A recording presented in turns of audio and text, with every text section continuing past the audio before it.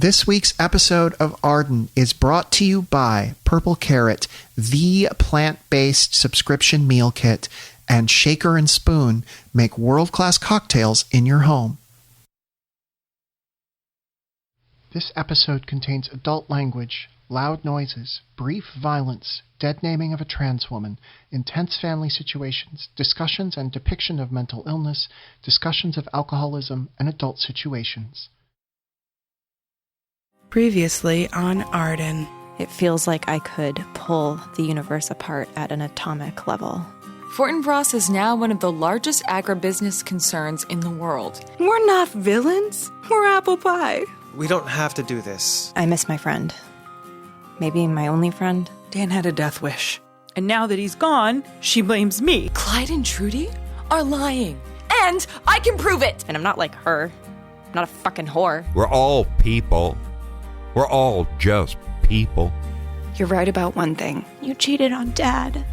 And if we acted on it or we didn't, what does it matter, Dana? You're wearing an engagement ring? They were strapped for cash after Paul relapsed. Why would he buy a new jacket? Paul was the one who found Dan's body that morning. You think I'd kill my best friend? But I was right. And that means something. So what now? Now we wait for him to do something stupid.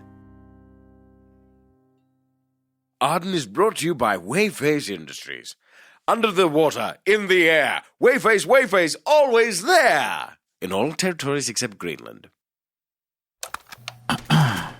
Welcome back, Bea. That was a long bathroom break. It's amazing how being interrogated makes one dawdle on the way back. This is not an interrogation. I'm on your side. Remember that. So, the climax. April 3rd through April 5th, 2019. 3 days that doomed the investigation. I wouldn't call it a climax. A lot happened after that. Well, the classical definition of the term. The point of no return. Sure. The point of no return. That's fair. All right. Take me through those days. Let's start with April 3rd. Thank you for meeting me for a breakfast date. Very little time in the life of a high-stakes negotiator. Let me stop you before you say more. Yes, it's my title. Look at my card. Teresa Hollandaise, high-stakes negotiator. My God. Look at my card. This actually says eccentric billionaire. I suspect we will get along just fine. But before we begin, you should know I've sent my location to a dozen friends. Pardon? You can't trust anyone. Sorry, I didn't get much sleep last night. Goodness, I must be tired too. Oh, thank God, you're not a psychopath. Of course I'm not. I screened myself for that on Waydate. You yawned when I did. Psychopaths don't do that. Does psychopathy come up often in the world of high-stakes negotiation? All the time. And the yawn thing is one of my little tricks to read a room. I read about it on Facebook and thought, oh, makes sense. Well, I assure you, I intend the opposite of murder. Pregnancy? No, breakfast. Great. Breakfast I like. Sorry, I'm always apprehensive. Apprehension is totally normal in this situation. I have related feelings. This contract stipulates that if you kill me, Wayface Industries has a right to a 5-pound miniseries to analyze your psyche, hopefully preventing further murders. I'm very into murder prevention right now. Shouldn't you be more concerned about being murdered than a miniseries? I'm not afraid of a meaningful death. My God. When can I see you again? Well, let me see. You can see me right now. Okay. Studio session take 1, April 3rd, 2019. We rolling? Cool. Listeners, this has gotten complicated. There are a few too many suspects and a few too many motives here. Everybody wanted Dan Hamill dead, including the horse. Footnote 1. So far as we know, horses cannot commit murder. They would never. So we thought before we get too much further, we'd establish a list of suspects, then examine how likely each of them is to have done the crime. But first, a lead fell into our laps. Recently, I spoke with a woman named Alexandria Red Dutton of the Fortinbras Corporation. She is negotiating the company's purchase of the Hamel Hills Ranch and is currently in Hatchet Falls, the nearby county seat. She has agreed to meet us for an interview. After we left a number of voicemails. I'm real good at voicemails. After that's done, we can try to establish a timeline, and then from there... Hang on. Wonder, my boy, what's up? No kidding. Listen, can I put you on speaker, Sheriff? I'm here with Bea and Pamela. Sheriff Wonder? Is everything all right? It is, I think. Paul Breckenridge just confessed to the murder of Dan Hamel. That was easy. So, was it that easy? It was not. Shortly before Easter in 2011, a Montana rancher stepped into a grain bin to fix a mechanical error. He wouldn't step out again. The local police ruled it an accident, but his daughter has spent the last 8 lonely, quixotic years trying to prove that he was murdered. So was this the perfect murder? And what does Dan Hamel's death tell us about the decline of the American small town and the American dream? Join us, won't you, as we unravel this mystery on Arden.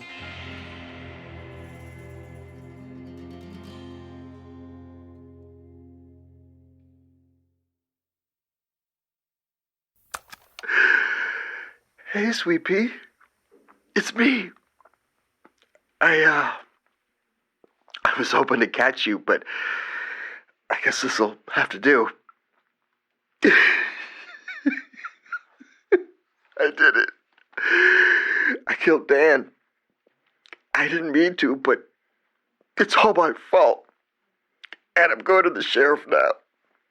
And I'm turning myself in. Now, whatever happens, just know I love you, Olivia.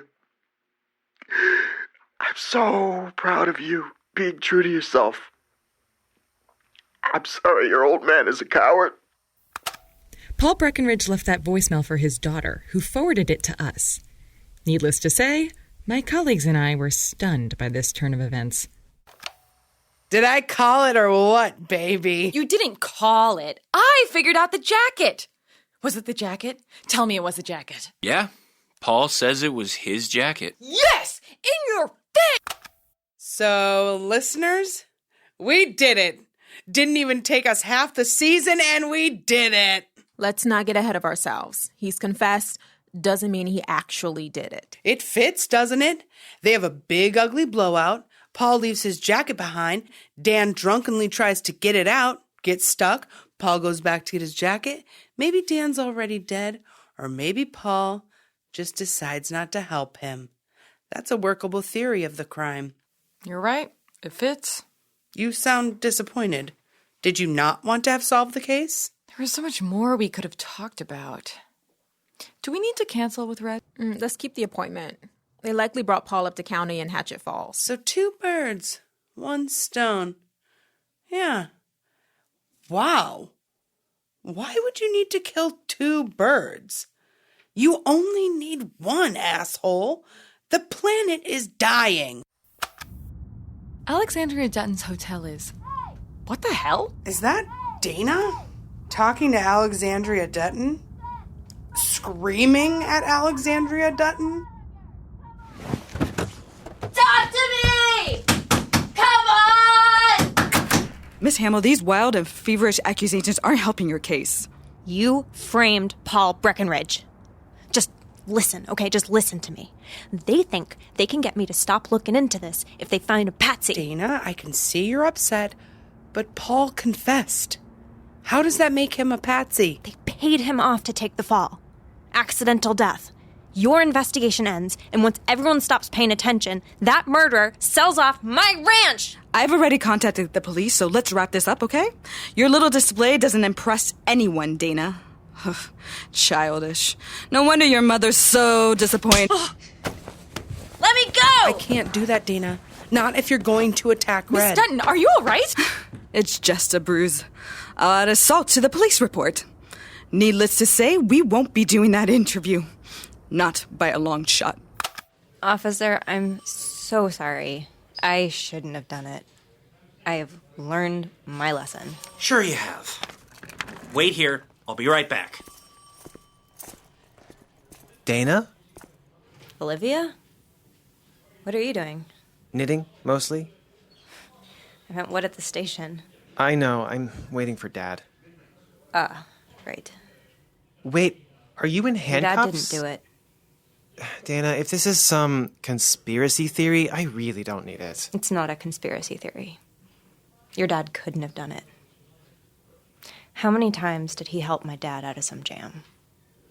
Paul could never kill my dad. It's true.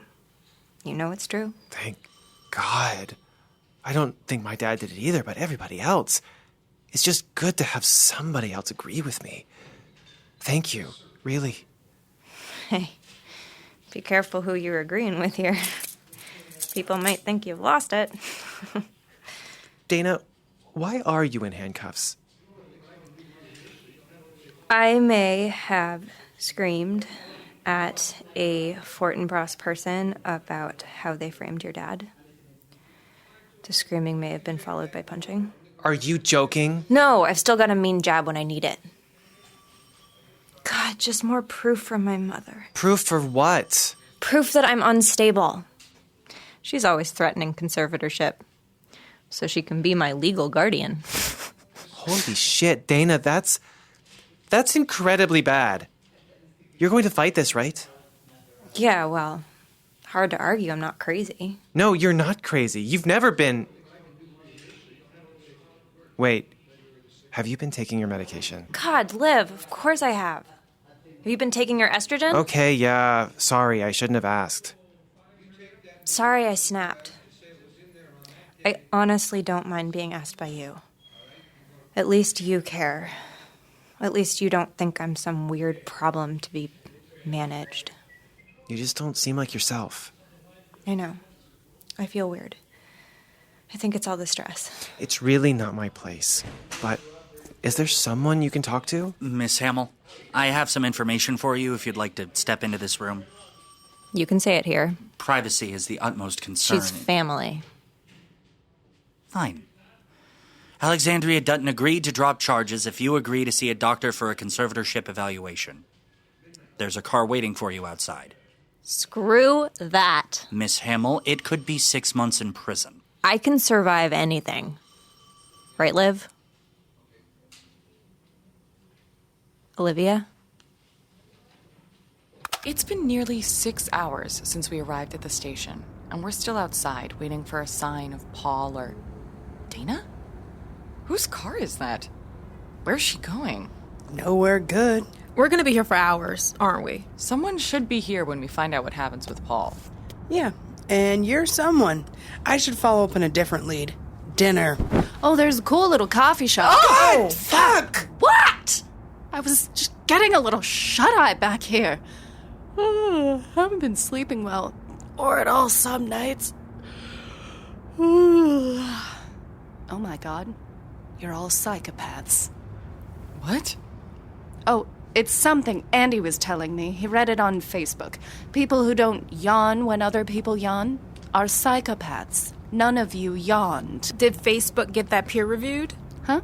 Probably not. Okay, then if I stab you, know I have very good reasons. I am also waiting to follow up on another lead, right here in Hatchet Falls. Dana's old college roommate, Gwen Vandenstern. She was there the night that Dana got the call that her father died. She owns a bookstore here. Fine. I have these bugles in my purse. Bea and I will just eat those while we wait. Go team! And go dinner! Huh. I thought bugles had a prize inside. It's not too noisy? No, this is fine. If you don't mind just saying your name and stuff into this microphone.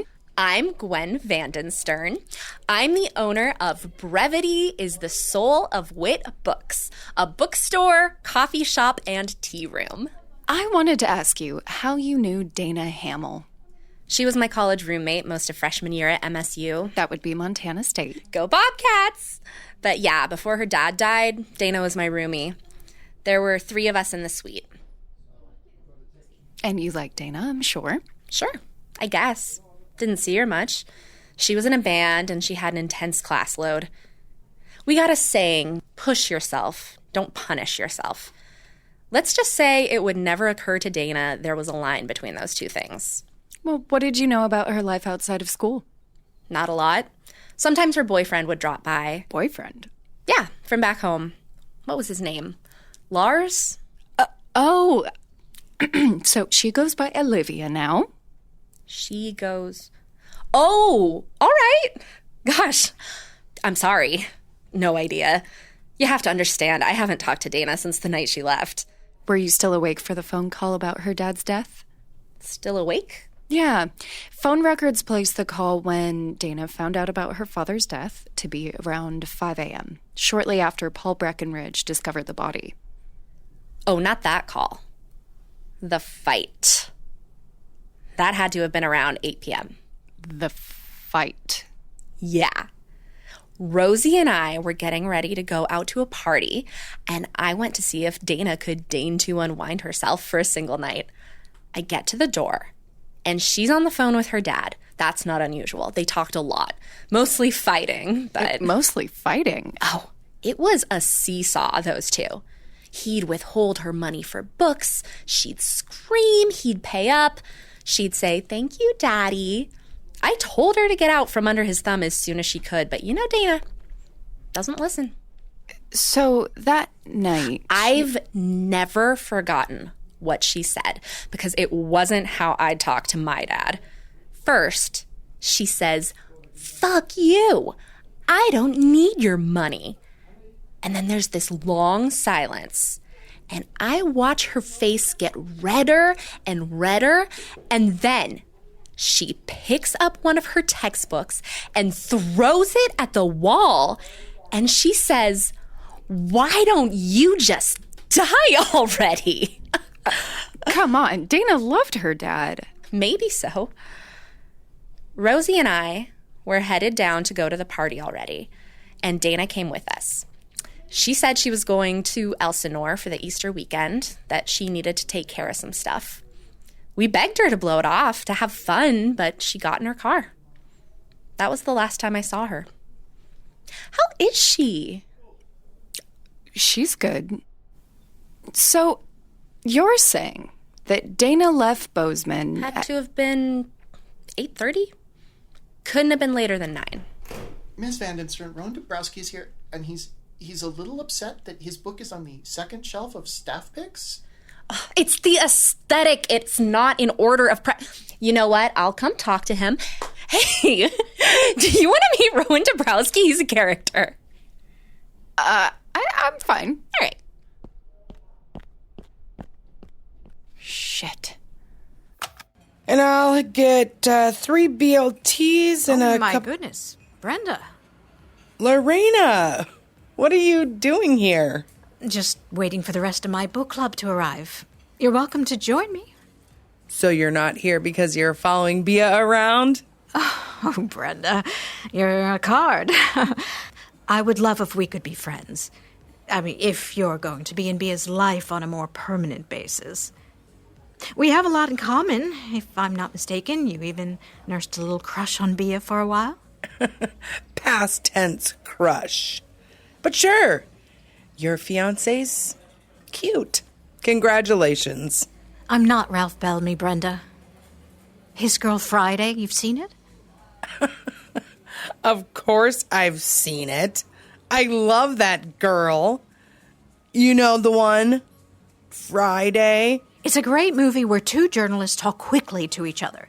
The 2 reporters are divorced. The woman is engaged to a rather drab new man who's played by Ralph Bellamy. She keeps insisting she's on the verge of marrying poor Ralph, but she can't quite tear herself away from her ex. You see? Not even a little bit, kid. No, I don't. I really don't see. I know the story I'm in, Brenda. If there's an audience watching us. As a true crime podcast, we do literally have an audience. Precisely. I've met Bea's fans. I know how people see me. They saw you and Bea together first, and they just see me as something in their way. But imagine if what they had seen first was Bea and I meeting at OddCon. How we hit it off. Had drinks later. That's a good story, too. It's just a matter of what story we're telling. Oh, that's the editors. It's showbiz, kid. I really do wish you both the best. You're great together. Plus, if there's a story about me, it's about how I'm a renegade PI with a taste for danger. Bentley and Company, Thursdays this fall. Okay. Good. We can both be in Bea's life. But she's going to be my wife. Lorena, hey, hon. Oh, that's my friend Teresa. She's in my book club and... Oh, I don't want to interrupt. Best of luck with the books. Do things happen to you that just don't make sense? Are you sure you're the person you think you are? Has the world around you begun to feel cold and unkind? Do you find yourself lying awake at night, tormented by the question, what happens to sheep when they die? Andy, I'm not sure I'm following this. Keep reading. Okay. Beyond the tall grass, there is a place for all of us. Follow the red line through the mountains of sound. The path is long, but when you emerge beneath the stars, you will know and be known. At the end and at the beginning, you will find the answers in the hatchery. I'm confused. What's to be confused about? I woke up in that bin, and it was all so clear. What the hell is the hatchery? You'll see. Brenda, why don't you take this next bit? Okay. Research from leading experts indicates that although the surface may appear peaceful, the dark abyss is dark and empty. Soon we'll be all wearing hazmat suits. Available to purchase from Wayface Industries of the good people. But that will not protect you from the undying flame. Look closer. The evil draws near. But if you are careful, you may climb the stairway to oblivion. Only then will you be safe, deep within the hatchery. Is this a prophecy? I went to a fortune teller once and she told me, beware of the wooden spear. I did get a nasty splinter the next day, so... Oh, it's a horror film. They're always doing weird, creepy marketing like Blair Witch. What are you two on about? It's all there on the page. There are 6 pages of this? Beyond time, there can be no pain. You will learn how to greet the rider. This part just says mollusks. Is it a self-help class? No! It's the hatchery. Wooden walls contain the spirit, but spiders feast on the mind. Get yours before it disappears. Deeper the hunger, wilder the desire. It will fall together in a pile of bones when you reach the hatchery. Bones? I give up. At least he didn't have us do a demonstration. That's what we think. Wayface Industries is not liable for any mutation, fugue states, or death resulting from the hatchery. All purchases are non-refundable. Please enjoy responsibly. Brought to you by Wayface Industries. The good people. Hey, Arden listeners, it's co-creator Emily Vanderwerf. Here's a thing you might not know about me. I also play Janitor Yorick, the janitor at the Wayface radio station that you heard as recently as episode 203. Everybody loves Janitor Yorick. Janitor Yorick is everybody's favorite character, and that's why I'm here to tell you that Janitor Yorick loves great cocktails. And in order to make my friend Janitor Yorick those great cocktails, Shaker and Spoon has stepped in for the solution. It's a subscription cocktail service that helps you learn how to make handcrafted cocktails right at home. Every shaker and spoon box comes with enough ingredients to make 3 different cocktail recipes developed by world-class mixologists. All you need to do is buy 1 bottle of that month's spirit, and honestly, you might already have it on hand. And then you'll have all you need to make 12 drinks at home. And you can parcel those out as you want, in case for some reason you're spending a lot of time alone in isolation lately. At just $40 to $50 per month, plus the cost of the bottle, Shaker and Spoon is a super cost-effective way to enjoy craft cocktails. And you can skip or cancel boxes anytime. Invite some friends over sometime, class up your nightcaps, or be the best house guest of all time when you can leave your house again with your Shaker and Spoon box. Get $20 off your first box at shakerandspoon.com/Arden. That's shakerandspoon.com/Arden. The code is ARDEN, shakerandspoon.com/Arden for $20 off your first box and the everlasting love and approval of Janitor Yorick, who is a fictional character but feels real in my brain, just lives right there.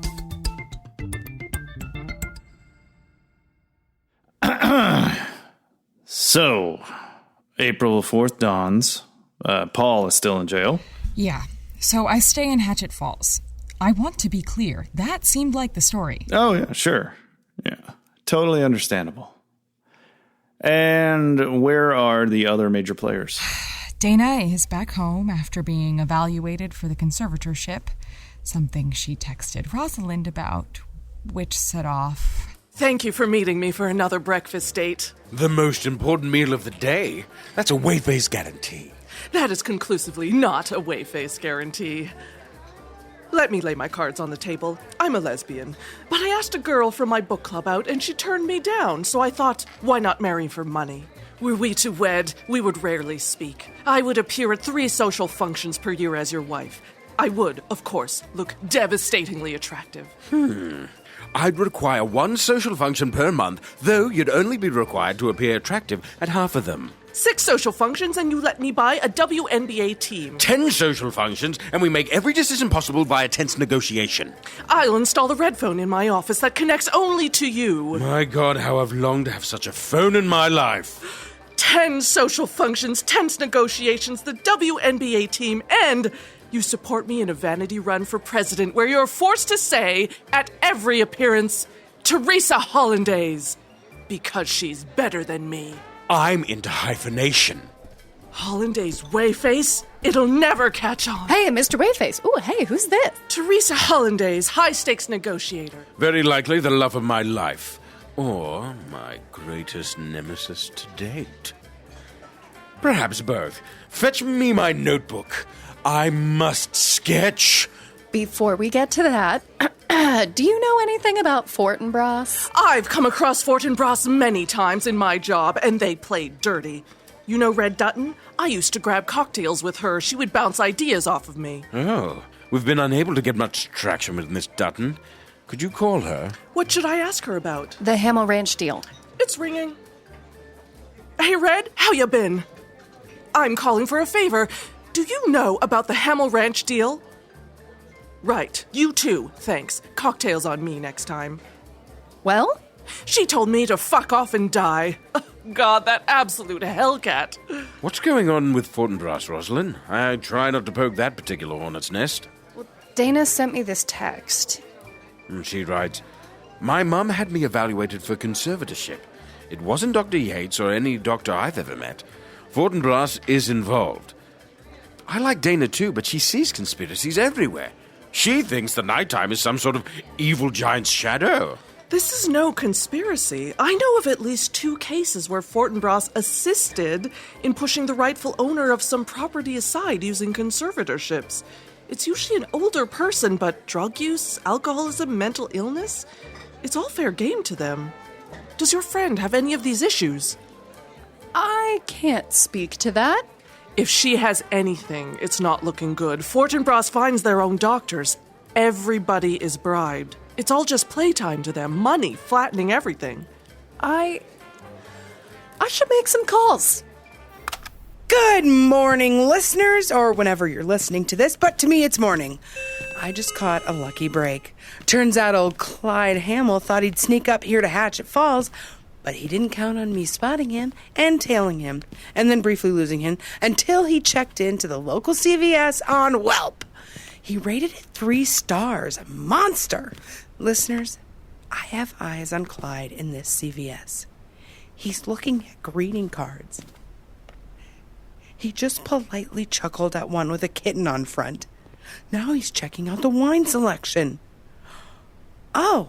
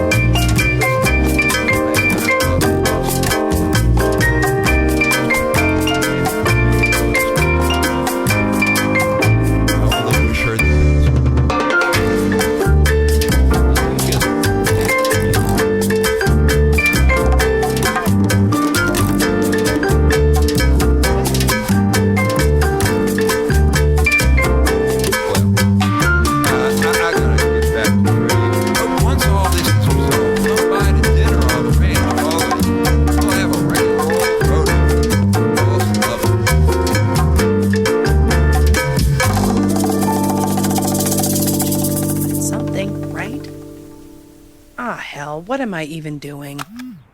Oh my God, Lorena, I get it. We haven't seen each other. I'm working. Wow, you have missed a lot of texts. She knows how I feel about her showing up when I'm trying to do work. But it's Lorena, you know? It's PodCon and Santa Fe and going skiing for Valentine's Day. It's that stupid couple's costume that made no sense.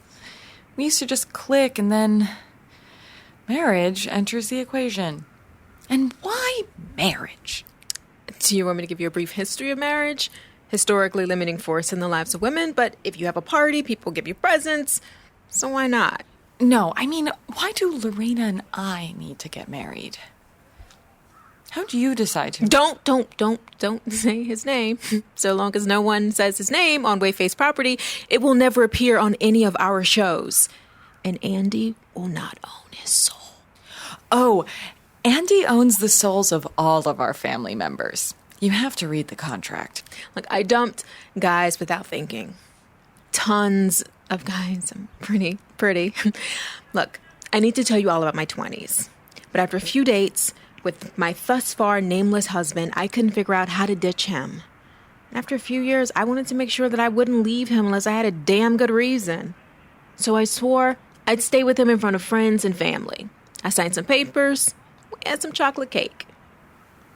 Are you happy? Happiness is unrealistic. Careers tank. Cars break down, people die. But he's with me. I like him. I like us. Does that help? No. Kinda? I don't know.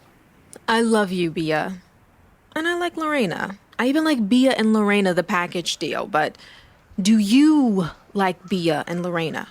I mean, ask yourself what are... That's Paul and Olivia. Paul! Olivia! Don't talk to us. My father has been cleared of all charges. I'm taking him home. Bye. No,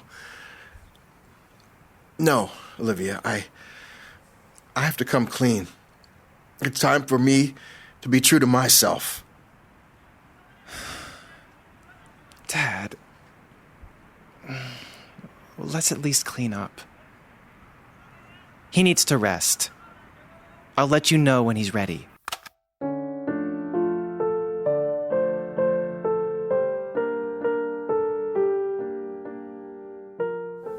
Hey, Arden fans. I hope you're a fan. If you're listening to this, maybe you are a fan.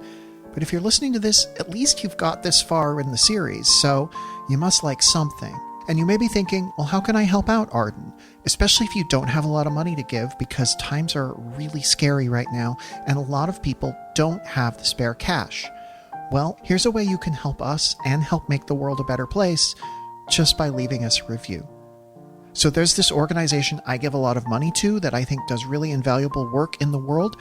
They're the Emergency Release Fund. They help trans people post bail, particularly in places that have been hard hit by COVID-19, where having trans people in prison is a very dangerous thing. On top of all the ways having a trans person in prison is a very dangerous thing, the Emergency Release Fund steps in to help make that change. For every review you leave us on Apple Podcasts between now and the end of September 2020, we will donate $1 to the Emergency Release Fund. This is on top of what I'm already giving, so you're just making me spend even more money. That's every review between now and the end of September 2020, $1 to the Emergency Release Fund. Thank you for helping us. Thank you for listening. And we look forward to seeing you in the second half of the season.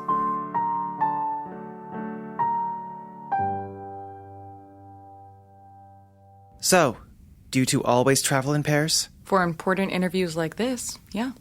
Hey, you two. Thanks for letting me get back to human again. Dad, do you want me to stay while you do this? That's all right.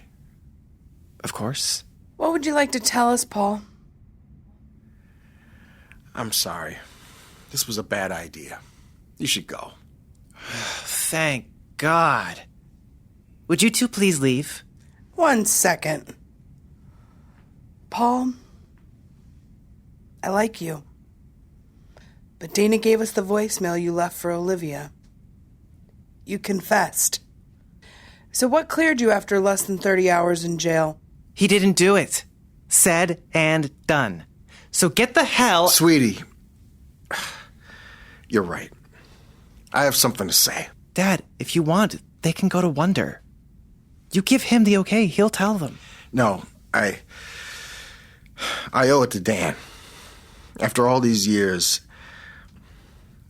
after that night, I found Dan blacked out drunk in the grain bin, clutching a bottle, raging. Could have been the union thing, but honestly, I could hardly tell he was slurring so bad. I crawled in, tried to get him out. That made him madder. He came at me, but he tripped. Spilled his whiskey all over my jacket. I can't be around that smell. Makes me want to drink. So I threw the jacket at him. The next morning, it was cold, and I'd calmed down. I went back for my jacket, but inside the bin, the grain was the wrong color. Red-brown. Then I saw the parts left of him. And my jacket, shredded, stuck in the auger. He died trying to pull that thing out. My jacket. I saw his jacket in front of the grain bin. The same one. I put it on. I called the sheriff. God damn it, Dan. I went back to the bottle. I kept the jacket, telling myself I deserved to be reminded of what I did. I told everyone I lost my jacket, and once winter rolled around, Olivia brought me a new one. I kept Dan's jacket, but that's all. Can we see the jacket? I gave it to Wonder. That was really brave, Dad. He's pretty tired. I think you both should go. Ah! Rosalind! Hey! Sorry, I got stuck in Hatchet Falls, and... I heard what happened to Paul. Pretty crazy, huh? Yeah. So the conservatorship. I learned something. It'll be fine. My mom's been really nice since I saw the doctor. I think she just wanted to make sure I was serious or whatever. They'd have told me if it was happening. You're gonna love this new song. I have been like a creative genius while you've been gone. Stuff's just pouring out. Dana, are you okay? Yeah. You missed me, huh? Yes, but Dana, you do realize that if your mom gets this conservatorship, that's it. Like, the sale goes through. I mean, nothing's standing in its way. It's over. Says you. There's things we can do. Come over tonight. Sleep over. Hello, girls. I swear, Rosalind, if you stay over more often, I'll have to have Dana invite you to Easter dinner so we can properly meet her girlfriend. It's not like that. Like that. Can I have a word with my daughter? It's really not like... I'll go grab a seat with Paul. I thought you should hear it from me. The conservatorship has been approved. The fuck? Jesus, that was fast. How? How did you get... Judge Masterson determined it was clear you're a danger to yourself. So... You got your wish? I'm sure Red Dutton will be out at the ranch tomorrow. Who cares, Dana? It's a ranch. Do you really think staying there is the best for you? The way you look at that grain bin? With the sale money, we can send you back to college. Did it ever occur to you what I might want to do was run the fucking ranch? The place I love more than anything else. I don't want out of there. I never did. You wanted that for me. Sweetie. All that time, I thought he was the ghost. He was the one haunting us. But now I get it. I'm the ghost. And nobody wants a ghost around. Dana Hamill, you're up. The best damn singer in all of Elsinore. Okay, I guess Paul wants a ghost around. We all love you. That's why you need to listen to me very carefully. We know. We know you were in Elsinore that night. The cops know, too. I wasn't in town that night. I wasn't. The camera at the gas station, it saw you driving like a bat out of hell back into town that night. The night he died, at 10 p.m., like you were headed to the ranch. Mom, what are you saying? Dana Hamill. It's not what I'm saying. They're saying it. They were saying it, and I can only hold off Wonder for so long. Clyde was never protecting himself. He was always protecting you. They think you did it, Dana. You and I and Clyde know that's not true, but the cops... I wasn't in town. Dana. Going once. All right! There she is. Heck yeah. Hello to my fan.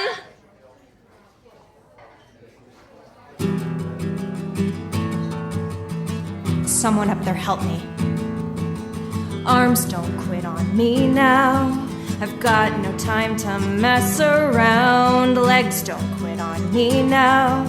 Hold me up to stand my ground. Head don't quit on me now. No need to show how much you know. Heart don't quit on me now. Beat and let the hot blood flow. I won't forget my phantom limb, the one she says that she can't see. Cut off from what would make me whole. My missing part aches, but my heart won't quit on me. Fuck, someone down there help me. Tongue don't quit on me now. There's no one else to say what's true. Hands don't quit on me now. He told me we've got work to do.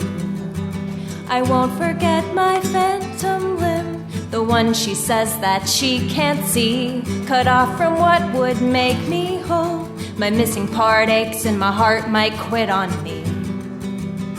They'll remember me. Will they remember me?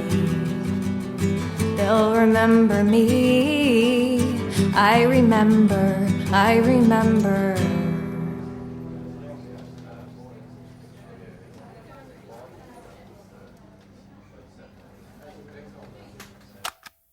How was Paul? Just another heartbreaking story of death and small-town disintegration. So vivid.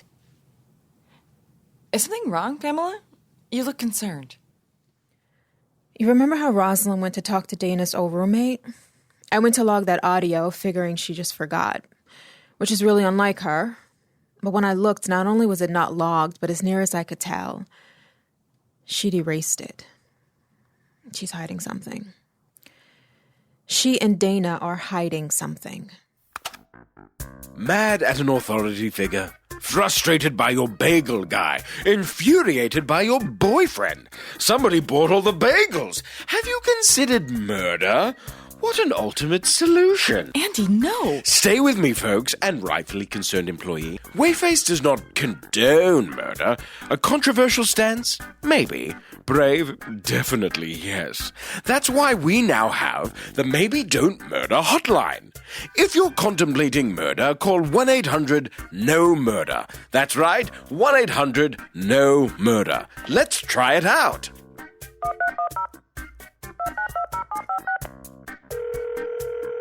Hello, and welcome to Maybe Don't Murder hotline.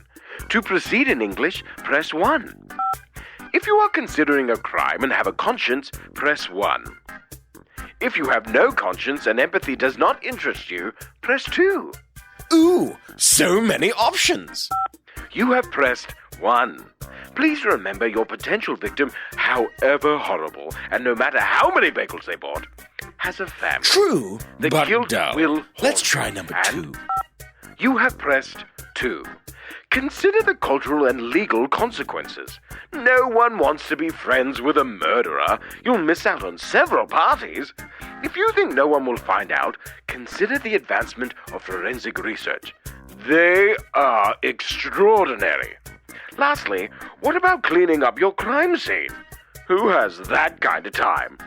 You can't hire someone to clean it. If you did, you'd have to kill them too. Now you're back at square one. Ugh. Well, I'm convinced. If you or someone you love is considering murder, call 1-800-NO-MURDER today. Don't wait for tomorrow. Maybe you shouldn't murder today. Hey, Arden listeners, it's co-creator Emily Vanderwerf, and you're going to be surprised by this, but every week when I record the ads, I'm not just coming up with that off the top of my head. They give me copy to read, and then I look through it and I read it. The products are things that we here at Team Arden have experienced, and we love them, and we think they're great, but they, tell us what to say. I read the Purple Carrot one. I've read it 3 times now, and every time I trip over this phrase. Purple Carrot is the plant-based subscription meal kit that makes it easy to cook irresistible meals to fuel your body. Every time I say it, I almost say Purple Carrot is the plant-based subscription meal kit that makes it easy to cook irresistible mules to fuel your body. What are irresistible mules? How do they fuel your body? Fortunately, we'll never have to find out with Purple Carrot because Purple Carrot is plant-based and mules are not plants. So, follow me along as I read this copy. Purple Carrot is the plant-based subscription meal kit that makes it easy to cook irresistible meals to fuel your body. I nailed it. Each week, choose from an expansive and delicious menu of dinners, lunches, breakfasts, and snacks. You can sign up for a plan, high protein, gluten-free, quick and easy. I love the high protein one. Or customize your order every week. Breakfasts, lunches, and snacks are also available. Those snacks look delicious. Haven't tried them yet? They look delicious. You can skip or cancel your box anytime. Every box is an opportunity to learn and experience something new with easy recipes and fresh pre-portioned ingredients. Let me tell you, I consider myself something of a chef, and the fact that I have learned so many great new ways to make plant-based meals from Purple Carrot is like worth the price alone to me. If you are struggling with that in your own kitchen, this is a great way to get new ideas. There's no shopping. There's no food waste. There's just restaurant quality plant-based meals. So get $30 off your first box by going to www.purplecarrot.com and entering the code ARDEN at checkout today. That's $30 off your first box, purplecarrot.com. The code is ARDEN, ARDEN, today. Purple Carrot is the easiest way to eat more plants. Plants do not include mules. So, April 5th. April 5th. Morning production meeting for Friday, April 5th, 2019. Anybody heard from Rosalind? I drove by Hamel Hills last night. Her car was there. I always figured I didn't have to worry about her, of all people, sleeping with a source. Wait. You worry about me sleeping with a source? Bea. Oh, wow. Okay, just because I have undeniable sexual energy doesn't mean... Hello, and welcome back. I drove down to Bozeman and bought bagels. The best bagels in Montana, according to the owner. I asked. Sweetie, we're having a production meeting. Well, it doesn't look like Rosalind is here, so I can drop in until she arrives. I don't want bagels right now. We do have things to discuss without Rosalind. And this is the flagship hub for Wayface Radio Montana, where all the magic happens. I don't get it. This is just a radio station. Teresa? Teresa Hollandaise. Hi. Hello, hi. You two know each other? Lorena is in my book club. Funny story. Which I will tell now. I asked her out the other night only to learn she was engaged to someone who I assume is... Don't look at me. Oh, wow, the other one. Oh, come on. I am so much more than the other one. At any rate, in a moment of weakness, fearing I would never have what I long for, I decided to abandon love entirely and instead marry a rich man for his money. I apologize to you, my fellow lesbians, women who love women, and pansexuals. Never apologize, Teresa. How do you think I got so rich? Certainly not apologizing. You apologize all the time. Yes, you're right. I'm sorry for lying. Now, we must be off. Wait date waits for no date. You're still dating a woman who confessed to having no attraction to you whatsoever. The honesty is refreshing. Teresa, tell me that delightful little parable again about how you'd empty all my bank accounts on our wedding night. Well, after giving you a mild sedative. Jeez, what a piece of work. She asked you out? Yeah. Imagine if you had to be jealous of Andy. Oh, crap. You're jealous of Andy. Morning, sleepyhead. Morning. Did we sleep together? Yeah. Is that weird? I liked it.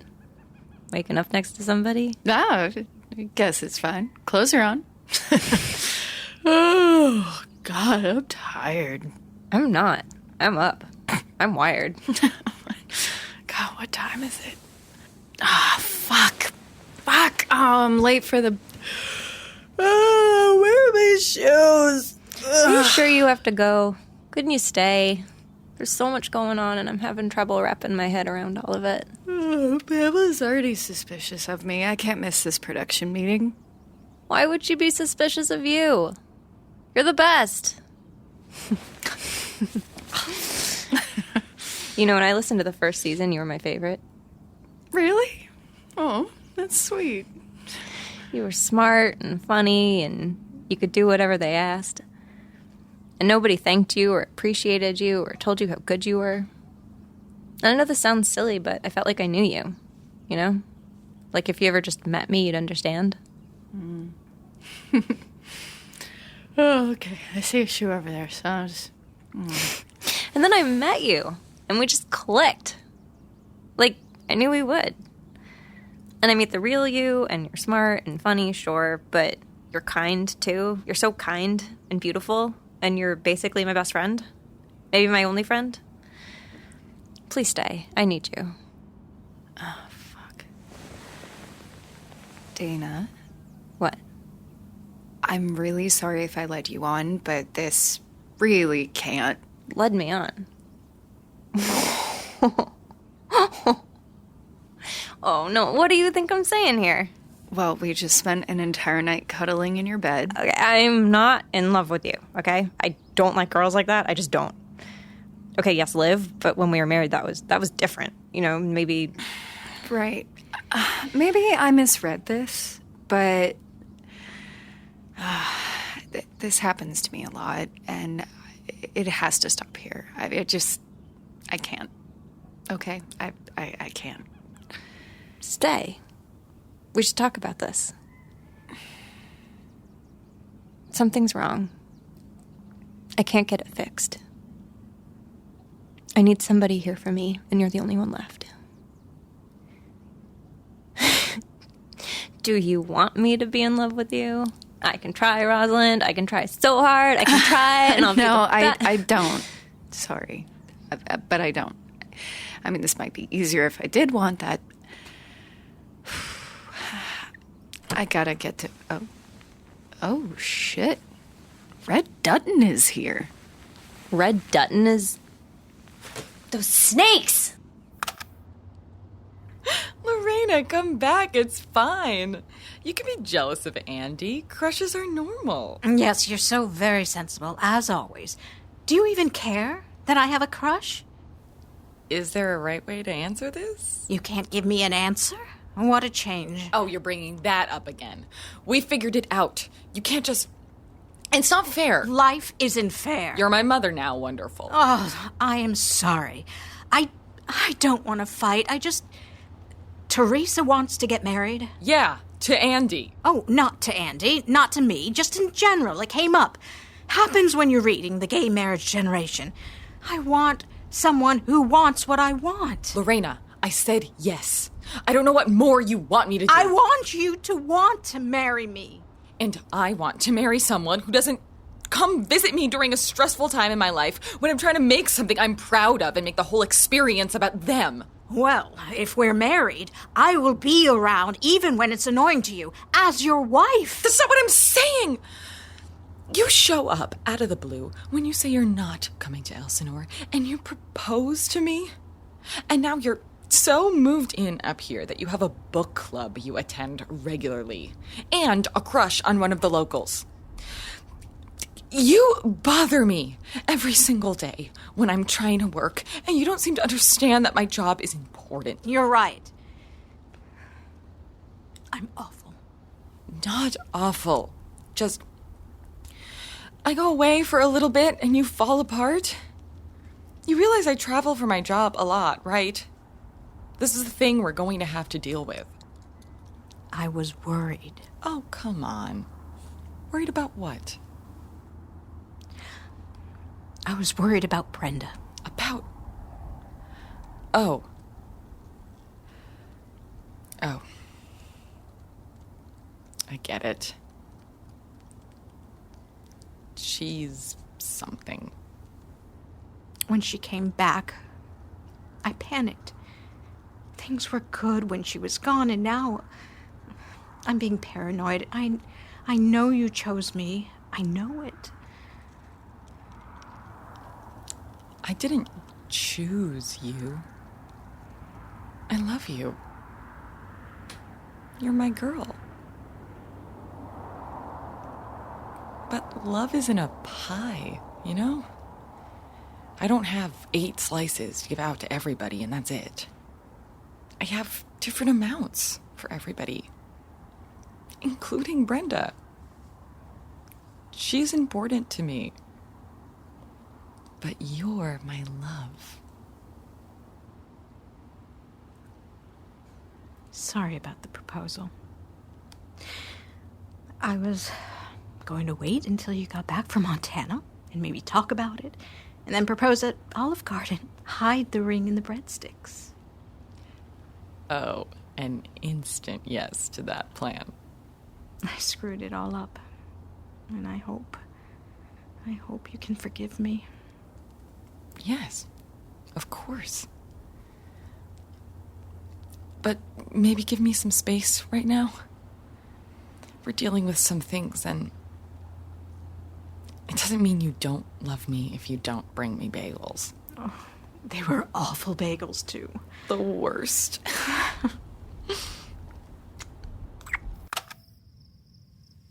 Dad, I've been to a lot of therapy, and revisiting your best friend's preserved crime scene seems really unwise.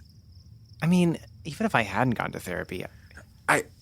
I know, but I need to do this. Will you talk to me while I'm in there? I'll be here. I'm in. So, how do you feel? Could be worse. It's nothing compared to the day he died. Have you listened to the recording? The one where Dan speaks to Dana and says, "Remember me?" Clyde and Trudy gave it to me. They wanted me to know how she was doing. I thought maybe he was still here and I could talk to him again. You ever notice how they're very concerned with everybody knowing Dana is a total mess? That seem a little weird to you? Dad? Maybe you should come out. I feel weird in here. Something's wrong. What do you mean? Something's off. I think... Dan? I gotta call Dana. Dad, please. She's got enough right now. Don't set her off on... I could call the sheriff. What would you tell him? You saw something in an abandoned grain bin? We have to tell someone, Liv. We have to warn them before... Before what? Before we can't stop it anymore. She hasn't come in. She's compromised the investigation. She's quite possibly... Well, look, I don't know what she's doing with Dana, but it's unethical. I have to fire her. Pam, I'm telling you, too, because I know she's your friend. I just don't think she would screw anything up that badly. I don't. Pamela's right, Brenda. We don't know what Gwen said, but it had to have been pretty incriminating. Dana was in town that night. Earlier than anybody thought. At least that's my best guess. I mean, she left college hours before she said she did. And she had a fight with her dad. And possibly said she wished he would die. Hi, everyone. Where have you been? I fucked it all up. I fucked it. Were you with Dana? No, I haven't seen her in hours. I left, and they were confining her to her trailer. They? The cops. Dana was threatening Red. Trudy was within her legal rights to. A week ago, I told Dana about Clyde and Trudy. How they got together earlier than we thought, and it all flew out of control. I thought I could handle it.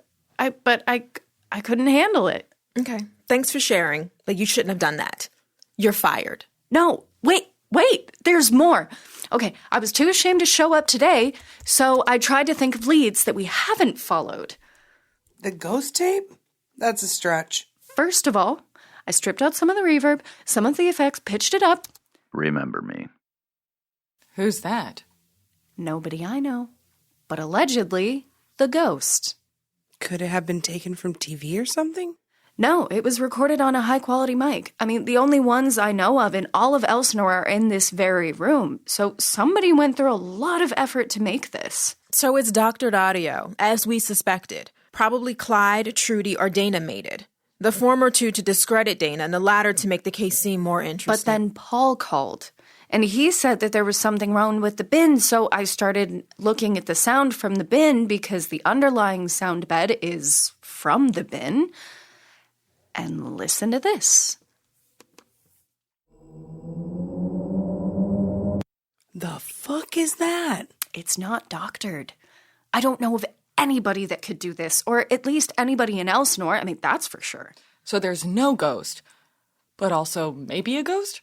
No, but something is up with that bin. Remember that fucking hatchery ad? Andy said he woke up in the bin and had an idea for that ad. So what, a haunted bin? That's your evidence. I'm saying we go out there right now. You and me, Pamela. Give me one last shot, and if nothing else, you'll have some amazing audio of a ghost hunting. It's raining. It'll let up. And my husband is in town. It'll take an hour, tops. It would be good audio. Don't you start. Oh, God. Look, fine. Let's go. I'll go gather some equipment. Meet me outside. You okay? Huh? I mean, with Rosalind fired and all. Oh, she'll get her job back. And even if she doesn't, she can still be my assistant. Right. And an airline pilot. And a wildlife conservationist. And an acrobat. Oh, God. What do you think it was about Dana? Like, don't get me wrong, Dana is charming. She's great. But she calls Rosalind, and they're just, like, inseparable. Ralph Bellamy. Oh, of the awful truth? Wait, is there an awful truth that we've missed? What are we doing here? Whose story is this, Bea? I don't know. Who called us? Who told us the narrative we've been following? Who got in Rosalind's head? Who's the only suspect we've never even considered? And who was in Elsinore that night, long before her father died? No. No. Dana's told us where to look all along. And she's never wanted us to look at her. Because she has something to hide. And we fell for it, like suckers. If she's a killer, well, let's do what we do best. Let's solve this fucker. Come on. It's probably no one. Oh, shit. Can I call you back? I can call you back. Hi. Dana, what are you... I brought you this. A flower? First bloom of spring. I thought... Oh my God. A flower? Uh-huh. Like... Oh, yeah. Like that. Like our flower. Dana, I don't know. Yeah, no, you're right. I'll go. Is everything okay? It's... No. No, nothing is okay. Nothing is... I'm not okay. I'm not okay, and the pills aren't working anymore, and I'm scared. Oh, I fucked it all up with Rosalind. And I think they're using me. The Arden people. I really think... Danes. I need my friend. I need my friend. And I thought, I'll bring the flower and she'll just know, She'll just know that I was stupid and I know that. But I need my friend, okay? Okay. Thank you for the flower. You're welcome. Come inside. I'll make coffee. It looks awful out there. It is. So that's April 5th, the point of no return. The tragedy was already in motion. After that night, after everything that happened, we shut down production. We stopped recording. The police asked us to, but we also felt like it was responsible. So we stopped. We stopped making Arden Season 2.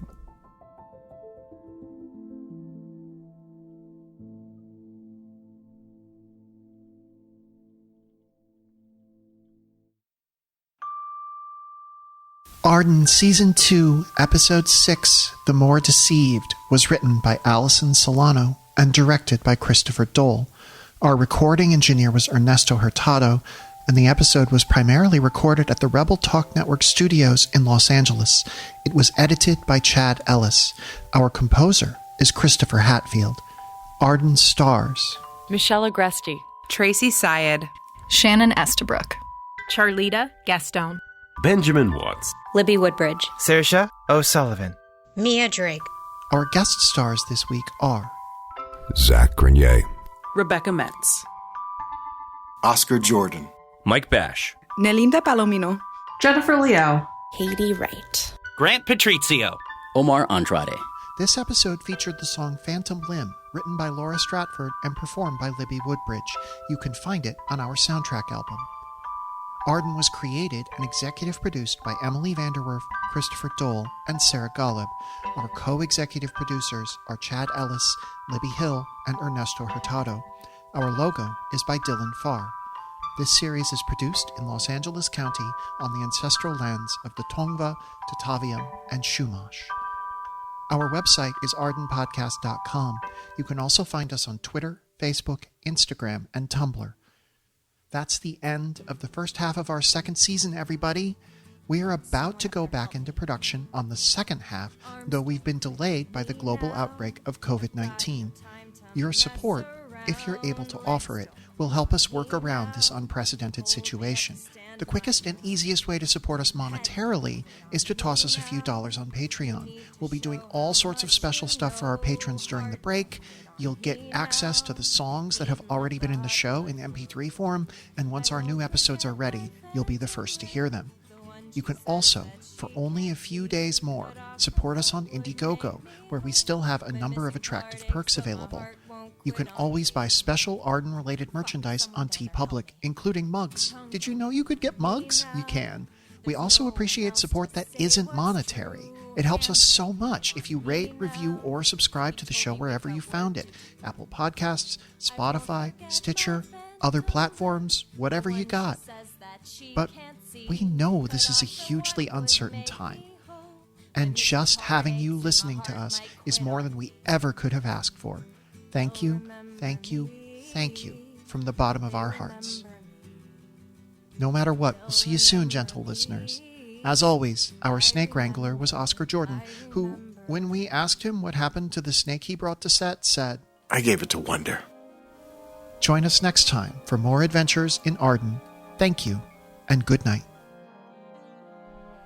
This week, and every week, we'd like to thank our executive producer donors, Amy Tate, Danny Bell, and DJ Sutherland, who are more than just good people.